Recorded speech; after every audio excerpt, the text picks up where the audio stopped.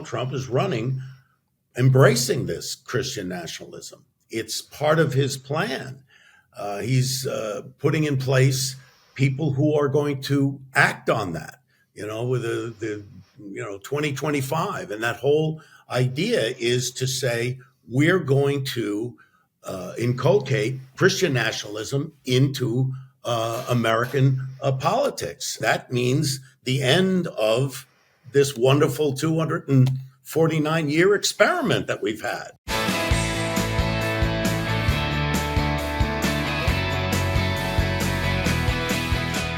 Hello and welcome to the Bulwark Podcast. I'm your host, Tim Miller. It's a Friday edition. I've got with me two gentlemen. One at least needs no introduction, but I'm going to do it anyway. Rob Reiner. He directed, I don't know, you might have heard of Where Harry Met Sally or The Princess Bride or This is Spinal Tap. You might have seen a show called All in the Family. He was Meathead, and now he is the co-producer of a documentary, God and Country, alongside Dan Partland, who's also with us, director of God and Country. He also directed the film Unfit, The Psychology of Donald Trump. Gentlemen, welcome. Dan, how did you survive getting inside the psychology of Donald Trump? I'm still getting over it. It's part of, it's part of my ongoing mission to heal. I made this film instead. That's good. We've got a sponsor, BetterHelp, that you might want to look into. Guys, I got to tell you, the one thing when I was watching the documentary that struck me at the beginning, and I'm sure I must have noticed it when it was happening live, but there was so much happening on January 6th. And in the context of this film about Christian nationalism, the flags, the Jesus saves, the Jesus is King flags, it really just hit me about how intertwined the issues were of the insurrection and Christian nationalism. And so I was hoping you might start by talking about that a little bit. Maybe Dan, you can kick us off. Sure. Well, it's definitely goes all the way back to the genesis of the project, which is that, Rob had first contacted me about doing a film about Christian nationalism in just right before the holiday break in December of 2020. And he passed me a book. I read it, Power Worshippers by Catherine Stewart. I read it over the break, and we had plans to meet on, I believe, January 7th, January 7th Zoom meeting. And so on January 6th, I was at my desk making notes about what, a film about Christian nationalism would be about while I was watching the certification of the vote on the other screen. So to me, had I not just spent the holiday break kind of doing as deep a dive as I could and immersing myself in that space, I'm not sure I would have seen it either. But what was notable was watching the TV coverage was how many images, symbols, even, chants and prayers and things were evident there, and how the TV coverage was really not, the commentary was not noticing it at all. Yeah, it's interesting too, Tim, because if you look at January 5th, there were a lot of rallies prior to the insurrection where Jesus and God and all of that was evoked by, many people. I mean, we had Roger Stone and, Alex Jones and all these people were ginning up all this, we're sent here by God. It is God's mission and all that. And it's interesting that you point out that you didn't notice it, because I think most people, unless they looked at it, they might not notice it. And if you remember when the January 6th committee did its report, there was no mention at all of Christian nationalism in their report. And I think that was a conscious decision that they made, because it's delicate. You don't want to be trashing Christianity, right, because it's a great religion that has done great for the world. And that was our goal in the film, is not to bash Christianity. And in fact, we don't. What we do is the exact opposite. We talk about Christian nationalism as not only a threat to democracy, but as a threat to Christianity itself. And all of these very respected, devout, conservative Christian leaders in the film talk specifically about that. So I think it's easy to have missed the fact that the insurrection was in a large part fueled by the fervor of Christian nationalism. Yeah, I'd like to hear you kind of explore that more, right? The difference between the kind of dangerous, unchristian Christian nationalism and sort of earnest belief. Friend of the Bulwark. There are a lot of friends of the Bulwark pod on the show, including Charlie Sykes, by the way, and David French. But Russell Moore, who I just love and admire so deeply, has been on this pod a bunch. He had a line that I pulled out about, there's this difference between having Christian social beliefs like being anti-abortion and this perverted form that is a valorization of power. That was one of his phrases. And I was just curious how you guys kind of walked that line of talking about the threat versus people who have deeply held religious views. Well, we were schooled by some of these leaders. I mean, I was raised in a secular household, and so was Dan. So this was eye-opening to us. We both approached this project as a political project, that there was this movement that had started certainly back in the 50s. I became very much aware of it during the 70s and 80s when Norman Lear launched People for the American Way. And this whole notion of trying to obliterate the separation of church and state. I was aware of it, but I didn't think of it as, something that might be a danger to Christianity. This came to light when we interviewed, and Dan interviewed all these great Christian leaders who pointed that out to us. They're the ones that took this documentary in a direction that we didn't think about. I don't think we thought about, Dan. And when we started, we were thinking of it as a political thing. Yeah, I mean, look, this is the central thing that's really hard to get your head around is where does the pursuit of your own religious belief and trying to manifest those values in American culture and American law, where does that end? And as a democratic goal and cross over into an anti-democratic goal? And it sort of proceeds along two channels, really. The first is a democratic channel, which is yes, let's go out and try to rally people to our ideas. That's a good and valuable thing to do. It's the art of persuasion. It's what politics is all about.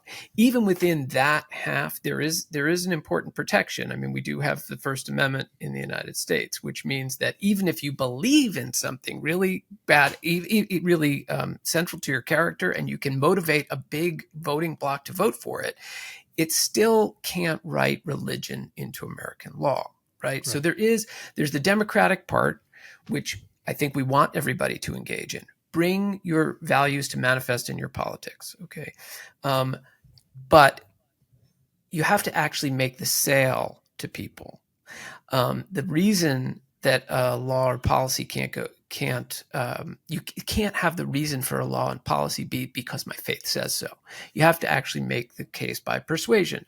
Martin Luther King.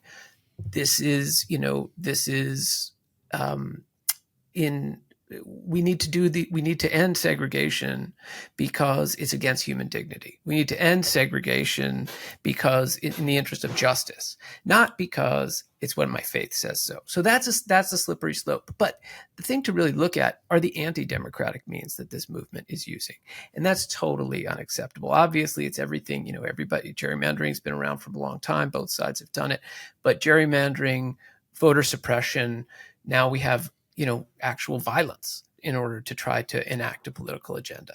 So that's the real danger of the movement. I think you can see it really clearly when you look at how unpopular Christian nationalist beliefs are versus how effective they've been in actually getting them into law. Of course, most notably with abortion policy at the moment. But there's a lot of examples of it where patently unpopular things are still able to be implemented in American law. And you can cloak your beliefs in the idea that this is God's will and this is what God tells us to do.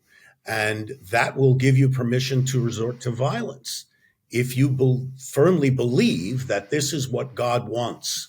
And so that's where you cross the line. Persuasion is one thing, but you don't persuade people at the point of a gun. Or through an insurrection. So that's where we have to draw the line. And, Christian nationalists believe that There is no separation of church and state, and this is God's will, that America should be a white Christian nation. That is ordained by God. Well, you may believe that, and that's fine. You can believe whatever you want, but you can't force other people to those beliefs, and particularly not to use violence as a way of convincing them. Yeah, I think about the violence side of it also as the negative argument that you're making. You're talking about how they make a positive argument for Christian nationalist government, but I think about how these leaders these wannabe leaders talk about America as it is. You guys cover the We Awaken tour that Mike Flynn and these guys are at. And if you watch these events, I went to one of them in South Carolina, and it is all about how, they are taking the country away from you. The country's going to hell. They've stolen it. And this is where it ties into the democracy part. They've stolen the country for you. You guys are really the silent majority.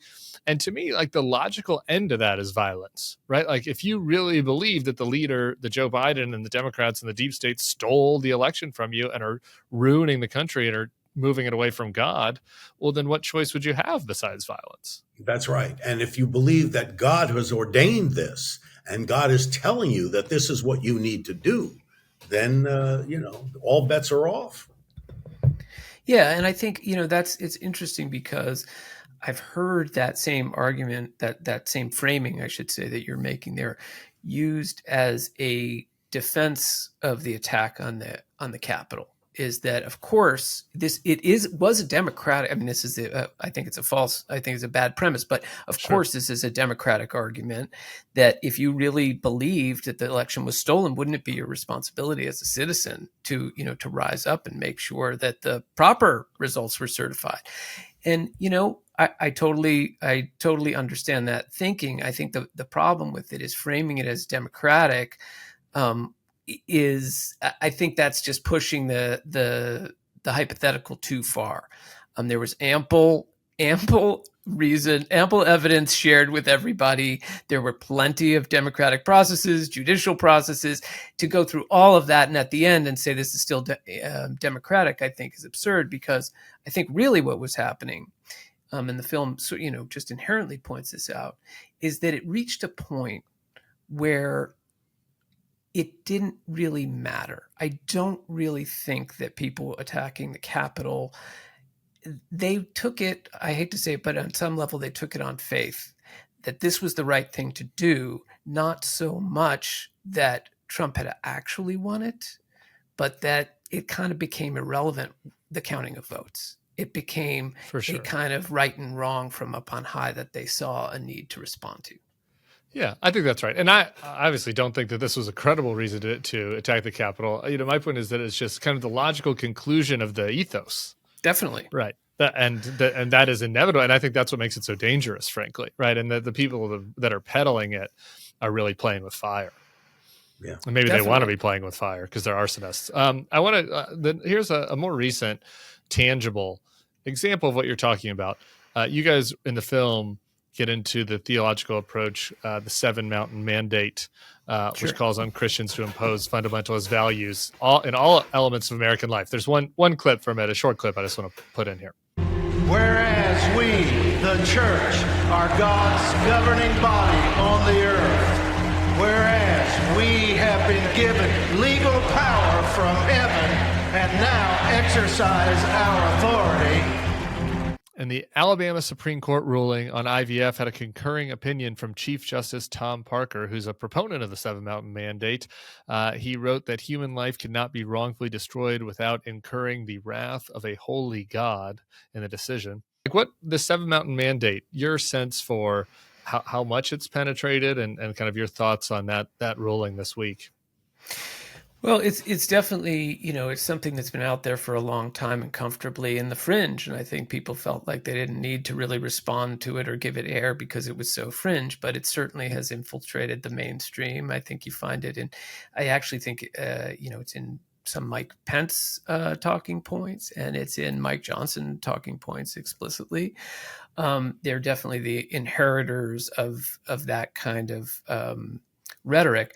I mean, my thought about the Alabama case is like, I've been out presenting the film a lot, and audiences want to ask, the central question is just how big a threat is it, and it's hard to contextualize that. And all I can say to that is, I think we don't fully know how big a threat it is, but let's look at some evidence. It's always good to look at the evidence, right? The evidence is we did just have, in the previous election, in a violent insurrection at the Capitol, an effort to stop a president from being seated.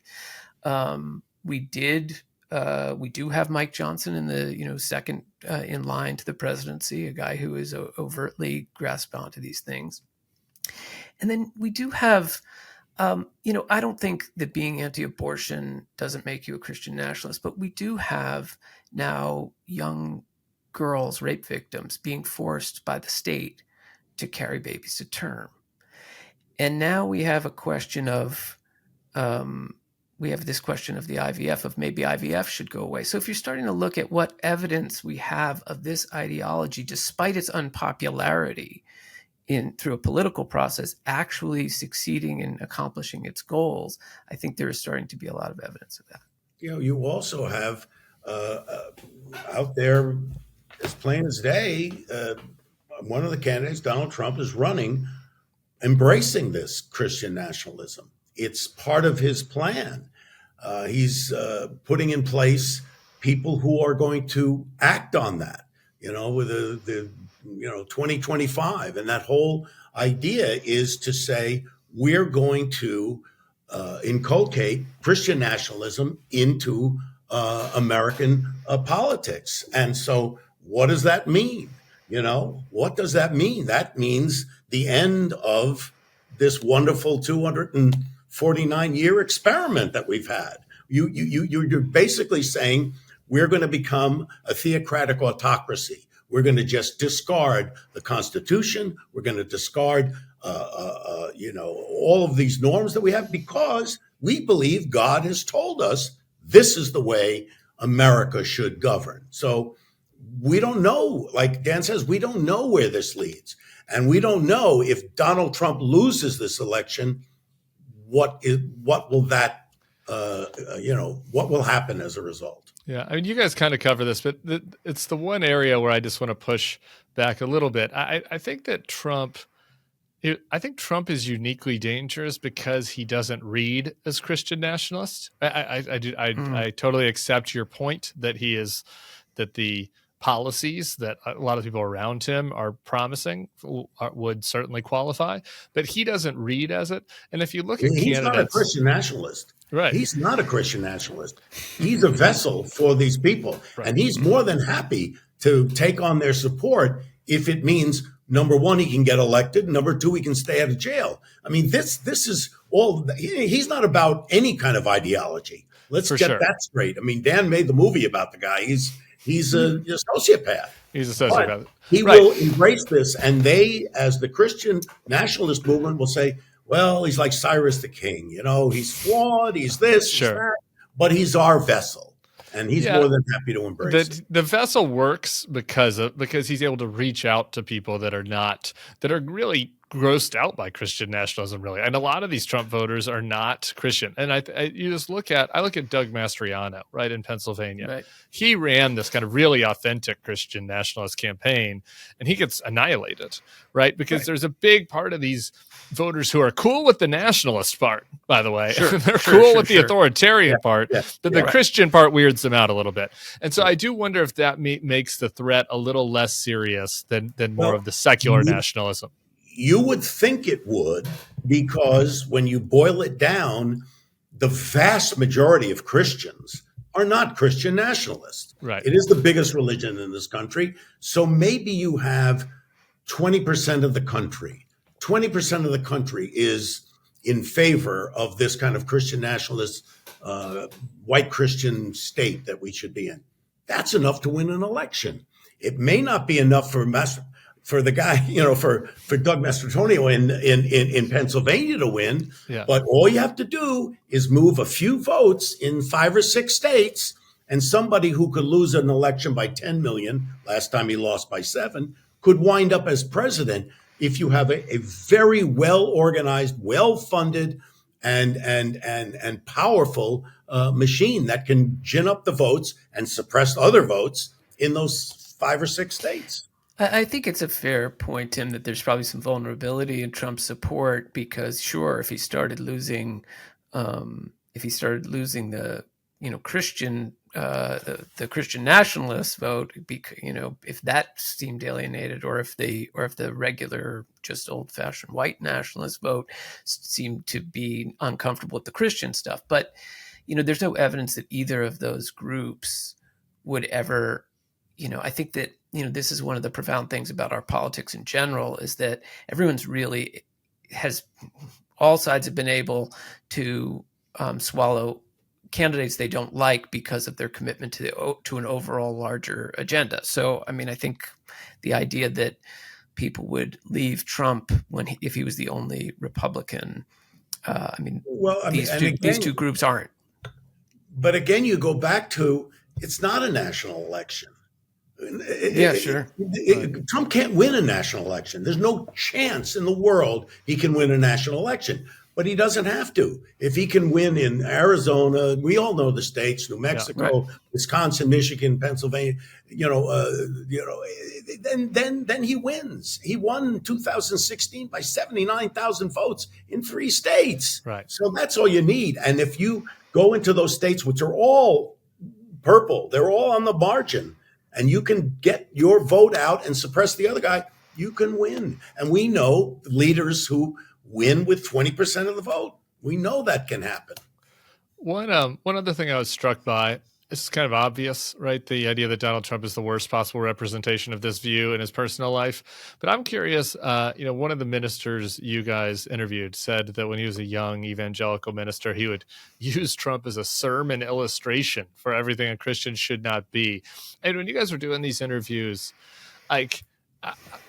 what were, these pastors, these religious leaders who were willing to talk, what did they think just about how insane it was that they had lost their flock, to somebody that was so manifestly unchristian? Well, I think particularly the Christian conservatives in the film, they have all of my admiration. It's very, very courageous for them to speak up and to, add their voice here. I do think that they mostly broke with the political agenda over Trump. But that's not to say, so I think that makes it complicated, right? For some of them, I think there are a lot of things on the political agenda that they still feel very, very, very comfortable with.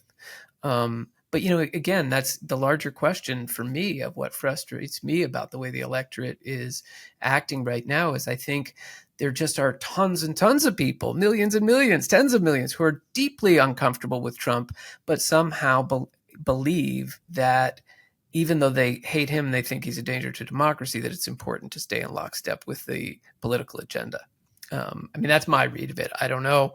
Maybe they like him more than they say. Yeah. What I want to take a little personal privilege and ask Rob a couple of non-Christian nationalism questions. But was there anything else, Dan? You were knee deep in this stuff. Was there anything else that in these conversations that you didn't expect or that really, really struck you as notable or especially alarming?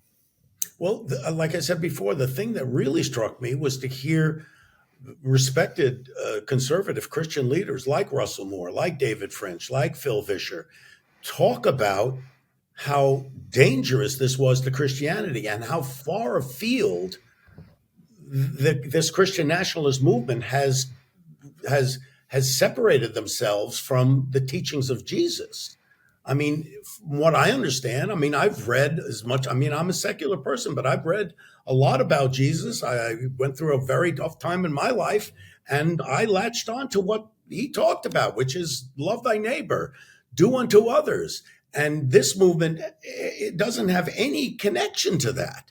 It's the exact opposite of everything that Jesus taught. So that to me was surprising to see, Christian leaders talk about that very thing, that Christian nationalism is not about Christianity. It's a political movement. It's not a religious movement. Yeah, and I think the most kind of shocking thing. It's very simple, but hard to, until you get your head around it. It's hard to make this whole movement make sense. But is the ways in which a lot of American Christians, just so much of the Christian story and the American myths have been so fused that Christians have begun to see America as playing a specific God-ordained role in human history. That's the piece that once you start to view it that way, then as Phil Vischer says in the film, then you've given your permission really to believe that if democracy gets in the way, democracy has to go. And that's the chilling thing. And I think when you understand that, you start to see the reason this movement is just so ferocious, really. Yeah, and the art and the iconography to go with it. That was another striking thing from it's from the top down. This is a leadership movement. Many Christians have been sucked into this, thinking that this is what Jesus wants. Who said that? God said that America is ordained to be a Christian nation. Who said that? Right. Certainly, it's not anywhere. Jesus never even knew that there was going to be in America. So you know what I'm saying? They get sucked in, and they unwittingly get sucked in. And the people who want the power realize that they can move these people with podcasts, with on the air, television shows, newspapers. They can move these people, and they've done it. They've done a tremendous job of organizing these people.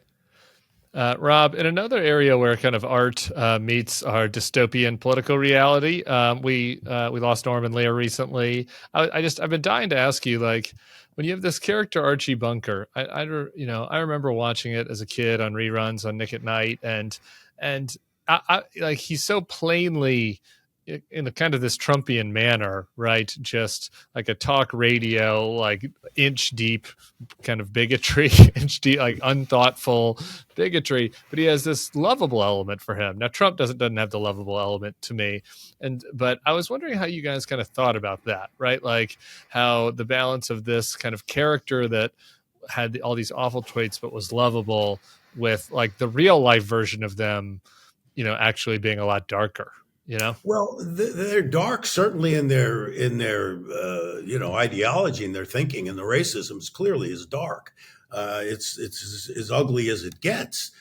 But what Norman Lear tried to do is create a human being, and human beings have all these sides to them. This guy loved his wife. He loved his kid. He had feelings for these people. Trump has no feelings. Yeah, right. Anybody. Exactly. None. He was the character was way more human than the human in this instance. Yeah, no, he was a human being. And Norman loved the idea. I mean, I've said this before, but his favorite play was Major Barbara by George Bernard Shaw. And if you didn't know that Shaw was a liberal, you went to see that play. There were equal arguments for Dove and Hawk. And you left the play arguing which is right, the Dove side or the Hawk side. And that's what he wanted. He had Archie, putting out his point of view. He had Mike, my character, putting out his point of view. People argued about it. And then 40 million people with a shared experience every week would then argue with each other and discuss with each other what was shown on the show. And the issues that we talked about, they're still here. The homophobia, the racism, the gun issue. I mean, they're all still with us. You're in New Orleans right now, taping This is Spinal Tap 2. Yes. Everybody, when I told you you're coming on, everyone at the Bulwark, all of the bros, they want to know, this is Spinal Tap 2. When do they get it? Like, how excited are we? Where are we taping in New Orleans? What can you tell us? Well, first of all, I hope their enthusiasm goes to 11. And if it does, then I'd be happy about that. But we start shooting March 6th. And we'll be finished, sometime in April. And it'll either be by the end of this year or early part of next year that the film will be out. And hopefully, I think we got a pretty high. It's 40 years since we've done the first one, but I think we have a good idea. We'll see what happens. I hope to see you down there on this. Okay, so the Pod Bros asked Elizabeth Warren for her Dream Blunt rotation. She would not answer that recently, and so that's why I want to close with you, Rob. I would like to know, of all of the people you've worked with, if you want to sit around 4 people, you and 3 other people, and smoke a blunt, who's your rotation? You have a long career.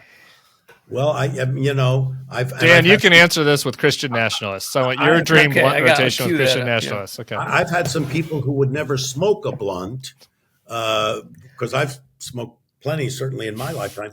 But Norman Lear was one, my dad, of course. But, I've been lucky to, Albert Brooks is a close friend of mine, and Billy Crystal and Christopher Guest, who's in Spinal Tap. These are people that are very close to me. And, I don't even have to smoke a blunt to be around them. I like hanging out with them. Just hang out with them. Crystal and Crystal. I almost forgot. That should have been your intro. You taped the Billy Crystal and Bill Crystal. That was your number 1 directorial career achievement, was it not? Great achievement on my part, putting the 2 Bill Crystals together.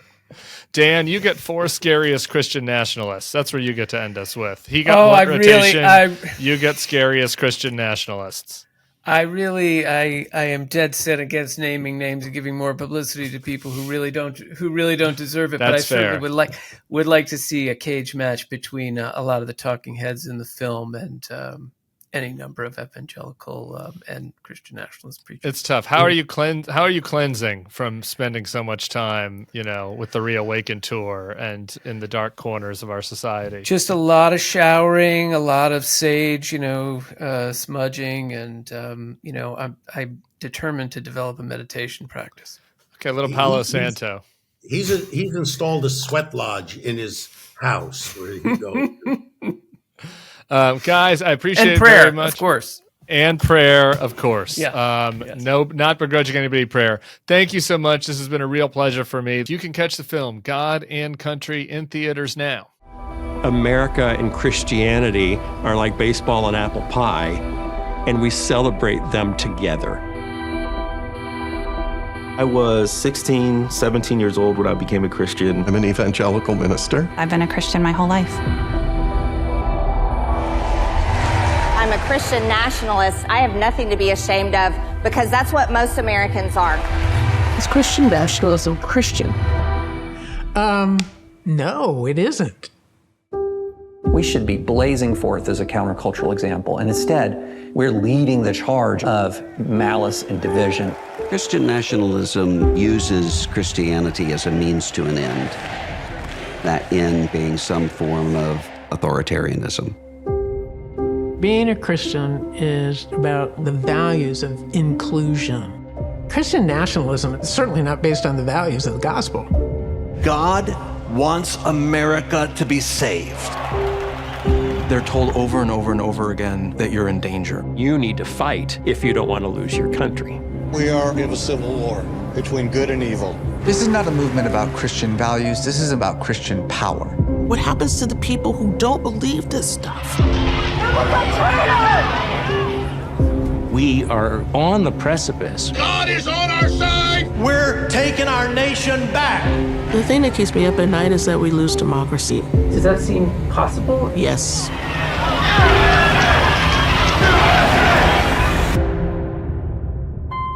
Christianity at its best is committed to love and truth and justice. If we do this right, what a country we will be.